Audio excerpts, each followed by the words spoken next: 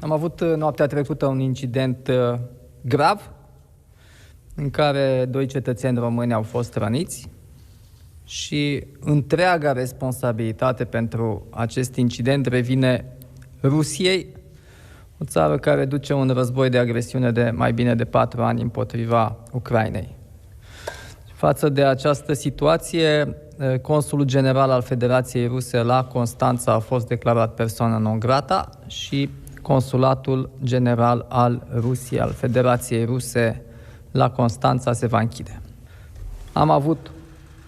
o dronă rusă, Geran 2, plecată din Rusia, cunoaștem traiectoria, cunoaștem pe unde a trecut prin Ucraina, cunoaștem pe unde a intrat în România, parte dintr-un roi de 43 de drone rusești, din care doar una a ajuns pe teritoriul României.